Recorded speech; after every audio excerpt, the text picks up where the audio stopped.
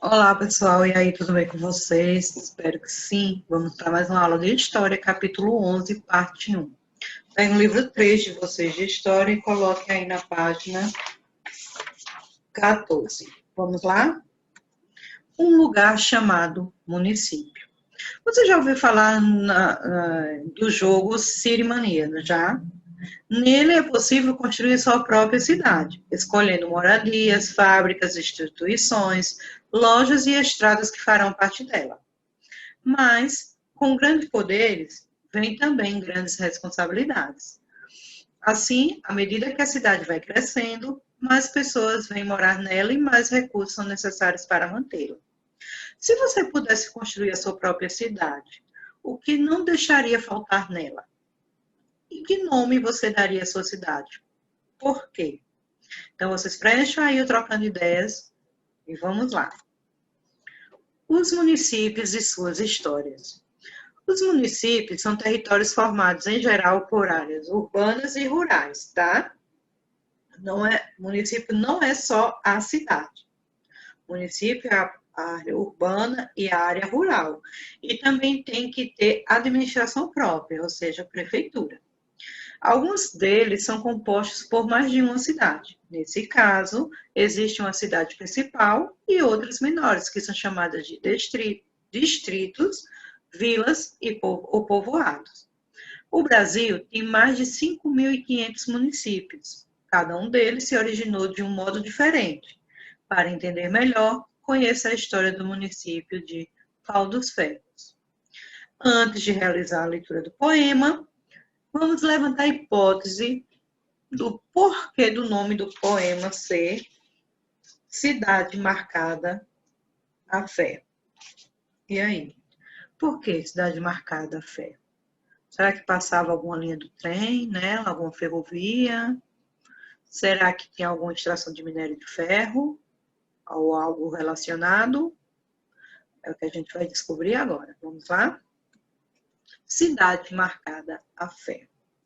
Se acaso você tiver tempo para uma história escutar, vai conhecer nessa prosa um pouco do meu cantar, que é a história que se canta quando se conta um lugar. Quando essa terra, seu moço, não tinha o nome que tem, era um simples povoado que abrigava homens de bem, senhores donos de gado e gente humilde também. Uma frondosa oiticica o centro dali marcava, e ali sentavam vaqueiros que da lida descansavam, e o tronco daquela árvore a ferro forte marcavam. De marcar com precisão o tronco com quente ferro, ferro que ferrava o gado, ferro com que o homem ferra. Deram à minha cidade o nome de Pau dos Ferros. Pois dessa terra, seu moço, o tempo fez outro povo. Homem que andava a cavalo, sem rodovia e semáforo, estacionamento do carro, hoje vê um mundo novo. O pão de cada manhã, do trigo de cada dia, o povo tirava da terra, do que plantava, comia. Hoje, muito do que compra, vem de outra freguesia. Um céu de lua e de estrelas encantavam os namorados. Hoje, luzes amarelas não deixam tão encantados casais que enfeitam as praças a andar de braços dados. Há, porém, nessa terrinha, um povo simples e alegre, feito mariposa em voo, valente feito lagarta, que do casulo voou. Esse poema é de Alexandre Mateus de Queiroz Sobrinho. E aí, a gente não acertou, né? As hipóteses levantadas, na verdade, não, a gente foi muito pelo... A gente não, eu, né? Pelo nome, né? Cidade marcada a ferro. Então, a gente lembra de ferrovia, né? Mas, na verdade, ele estava se referindo ao ferro que marcava o gado e que esse mesmo ferro eles marcavam aí o tronco da árvore. Por isso, Pau dos Ferros. Era o tronco da árvore marcado com ferro, né? As hipóteses que você levantou antes de ler o poema se confirmaram? Não. Releia a pergunta e descubra se levantou boas hipóteses. Sim, porque a gente foi de acordo com o tema, cidade marcada a ferro, né? Depois, agora, né, vamos conhecer mais detalhes da história do município de Pau dos Ferros. O município de Pau dos Ferros está localizado no estado do Rio Grande do Norte. As pessoas começaram a viver nessa região devido ao início da prática de criação de bois no Brasil. Nessa época, os vaqueiros transportavam o gado de um lugar a outro e buscavam durante as viagens lugares em que fosse possível descansar e que houvesse água para matar a sede dos animais. Como o local que hoje forma o município havia um rio e grandes árvores, a região se tornou ponto de parada dos viajantes. Mais tarde, segundo o que foi transmitido por meio da fala de geração em geração, alguns vaqueiros escolheram uma das maiores árvores do local e gravaram em seu tronco as mesmas marcas que usavam para identificar os bois das fazendas em que trabalhavam. O objetivo era que todos passassem a conhecer as marcas das grandes fazendas da região. Assim, quando encontrassem bois perdidos nos pástimos, poderiam conduzi-los até os seus donos. Em razão das marcas feitas com ferro em brasa em seu tronco, a árvore ficou conhecida como Pau dos Ferros. Esse nome se popularizou e acabou se tornando também o nome do lugar. Hoje, o município de Pau dos Ferros tem cerca de 30 mil habitantes e grande valor cultural e econômico para muitos outros municípios. Algumas atividades de destaque do Pau dos Ferros são o Carnaval fora de época, a Feira de Educação e Cultura e também a Festa da Padroeira.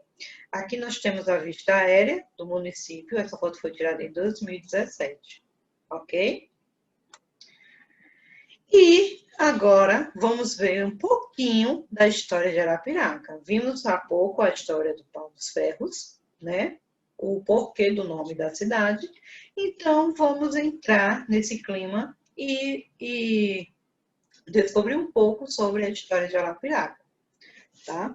Embora a cidade de Arapiraca pareça ser uma cidade recente, há registros de que, por volta de 1848, as terras arapiraquenses pertenciam a Maurinho Falcão. Este as vendeu para Amaro da Silva Valente, que passou a habitá-la junto com sua família.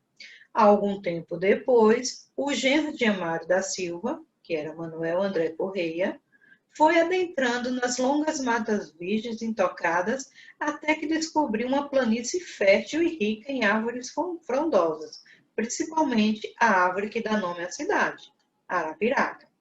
Foi embaixo dessa árvore, localizada às margens do Riacho Seco, que Manuel André Correia descansou e teve a ideia de construir uma cabana. Então, está aqui a imagem, né, representando Manuel André descansando embaixo de uma árvore em Arapiraca, certo? Depois de algum tempo, com a vinda de outras famílias, a árvore Arapiraca ficou cercada por um povoado. O local começou a ser povoado na primeira metade do século XIX. Lá no ano de 1855, a esposa de Manuel André faleceu. E em sua homenagem, no ano de 1864, Manuel André decidiu construir sobre a sua sepultura a capela de Nossa Senhora do Bom Conselho. Em 1863, um ano antes da construção da capela, tinha chegado ao povoado o filho de Amaro da Silva Valente e cunhado de Manuel André, Manuel Ferreira de Macedo. Já os produtos agrícolas produzidos no povoado eram vendidos na feira da Lagoa dos Veados, próximo ao povoado de Arapiraca. Então, essa aqui é a capela, tá? Que foi construída em cima do túmulo da esposa de Manuel André, tá? Hoje ela está assim, certo?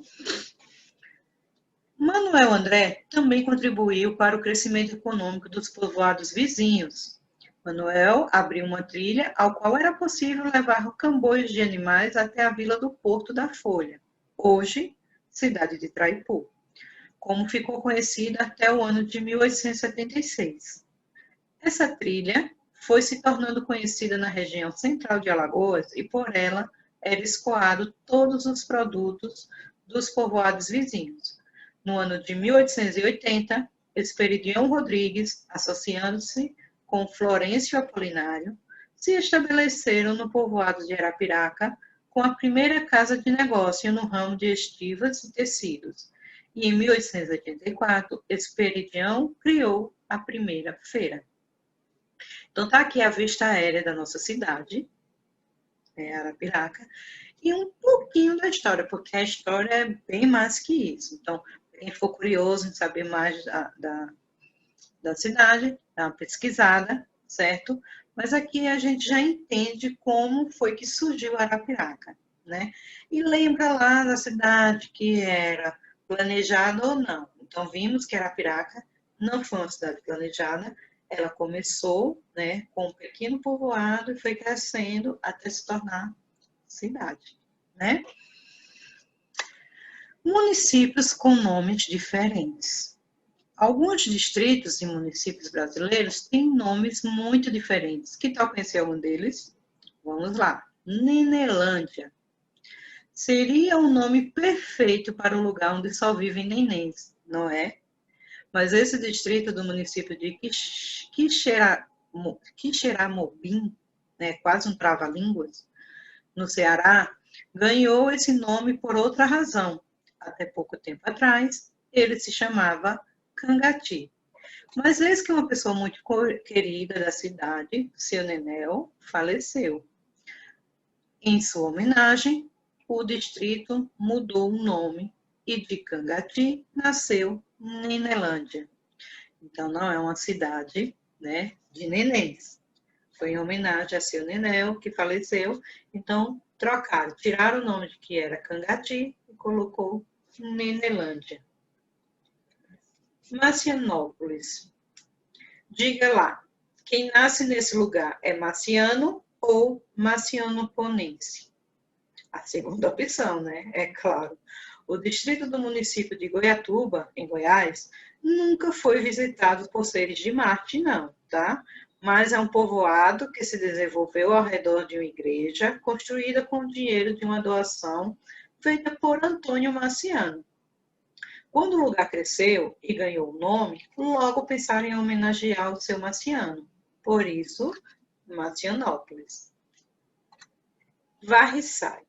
No passado, esse município do estado do Rio de Janeiro havia um rancho onde muitos tropeiros costumavam passar a noite. Na porta, um cartaz ditava a ordem: varre e sai. Ou seja, como todos ali não pagavam pela estadia, deviam ao menos varrer o local antes de seguir o seu caminho. Assim surgiu o nome do município. Interessante, né?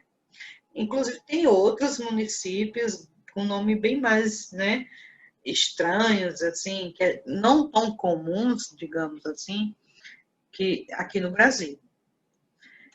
E eu deixo para vocês uma dica, né? A história de uma cidade contada por ela mesma, de Lene Wernick. Você conhece a cidade do Rio de Janeiro? O que já ouviu falar sobre ela? No livro A História de uma Cidade Contada por Ela Mesma, você é convidado a conhecer a história dessa cidade. Quem o acompanhará nesse passeio é a própria cidade do Rio de Janeiro, pois no livro é ela mesma que conta a história. Então, fica aí a dica, uma boa leitura para vocês. E relembrando o capítulo de hoje, né, nós vimos que os municípios são territórios formados, em geral, por áreas urbanas e áreas rurais, e que cada município tem a sua própria história e as suas características, né, que são só suas. Não, cada município conta história, uma história diferente, né? Então, eu deixo para vocês aí a atividade da página 20 e 21. Tchau, tchau, e até a próxima aula.